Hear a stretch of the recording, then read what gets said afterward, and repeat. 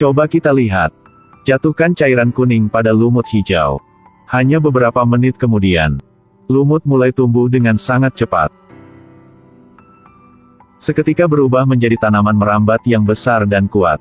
Tingkat pertumbuhan yang sangat cepat. Sampai kaca pecah. Sepertinya akan menembus kotak ini.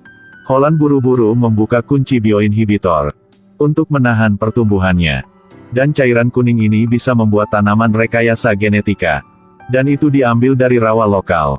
Karena untuk mengklarifikasi fakta, Holland dan Archane pergi ke rawa itu di tengah malam dengan perahu. Mereka menemukan bahwa kapal penangkap ikan telah jatuh sebelumnya. Tanaman merambat itu seperti monster raksasa. Holland dengan berani melangkah untuk memeriksanya. Segera dia menemukan komputer. Tepat ketika mereka mau pergi, sebuah kotak besi di kereta menarik perhatiannya. Holland menggunakan semua kekuatannya untuk menghilangkan tanaman merambat. Untuk mengeluarkan kotak besi itu. Setelah membukanya, dia menemukan. Itu adalah mekanisme pelepasan otomatis di bawah air. Melalui pengujian. Cairan kuning di dalam. Ini adalah bahan percepatan biologis. Dengan konsentrasi yang sangat tinggi. Dibandingkan dengan sampel yang mereka ambil di rawa kemarin. Kemungkinan. Seseorang dengan sengaja menuangkan cairan ini ke rawa. Lokasi ditandai di komputer itu. Ini adalah lokasi spesifik dari tempat tuangkan cairan. Untuk menjaga perdamaian dunia, Holland memutuskan untuk mengujinya sendiri. Melalui pemosisian untuk dapat mengambil semua kotak. Lokasinya memang benar. Dengan sangat cepat dia mengambil sebuah kotak. Tetapi ketika dia hendak mengambil kotak kedua, kemudian cahaya yang kuat bersinar ke arahnya. Dia tidak bisa melihat apakah di depannya adalah manusia atau iblis. Tiba-tiba,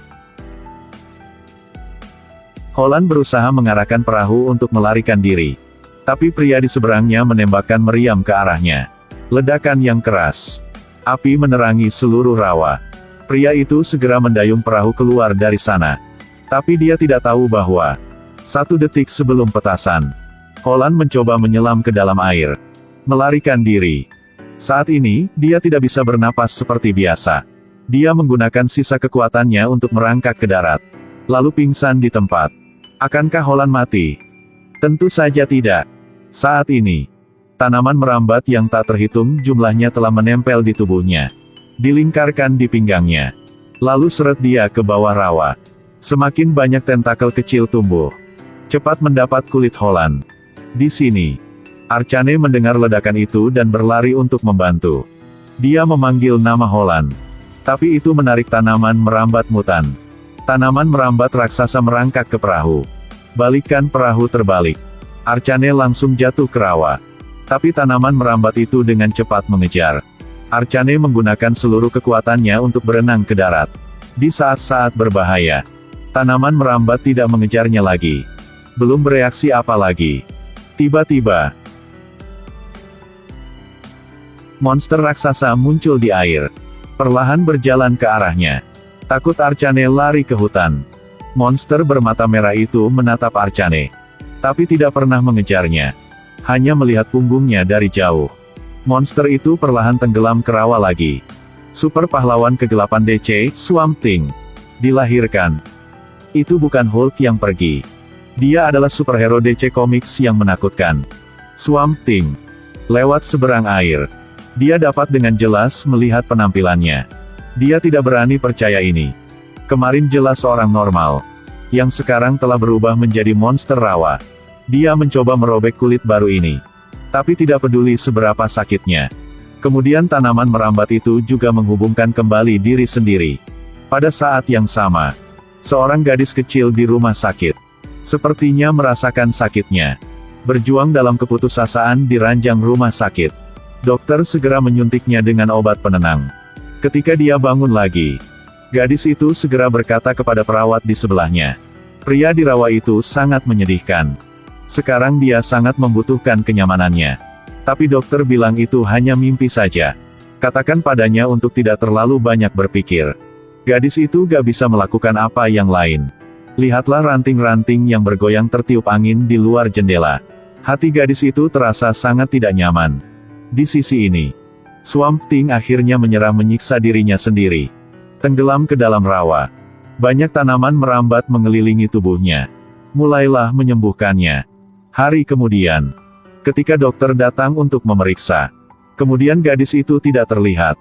Gadis itu memecahkan jendela untuk melarikan diri. Archane pergi ke John untuk meminta bantuannya. Dia tidak mengecewakannya. Hanya 3 menit. Dia menerima panggilan telepon dari bawahannya. Jejak gadis kecil ditemukan di dermaga selatan. Keduanya segera pergi ke dermaga. Manajer memberikan kartu gadis itu kepada Archane. Juga beritahu bahwa kapal baru saja berlayar hari ini. Hanya staf yang berpatroli setiap hari. Lokasi patroli hari ini. Ini adalah bagian paling berbahaya dari rawa ini. Di sisi ini, petugas patroli sedang bersiap untuk kembali. Tiba-tiba 2 titik terang keluar dari kedalaman rawa. Melalui teropong dia melihat 2 pria menyelinap pada sesuatu.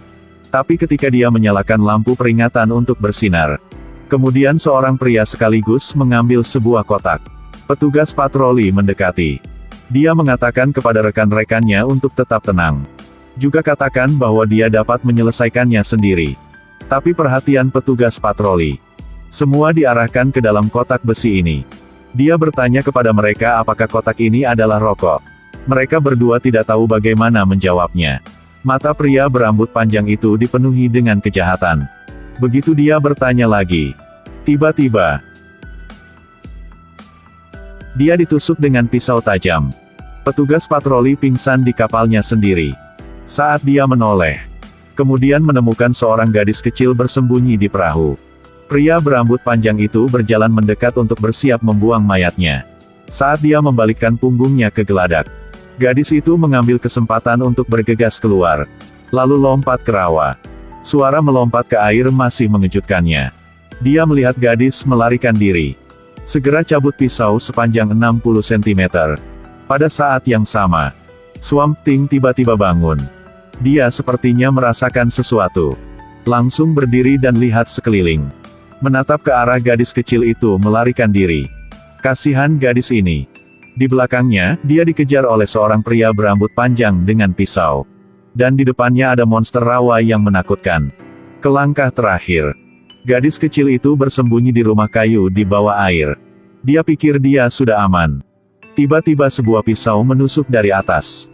Gadis itu segera berenang ke tempat yang lebih dalam. Tapi baru saja berbalik. Pria berambut panjang itu tidak mengejarnya lagi.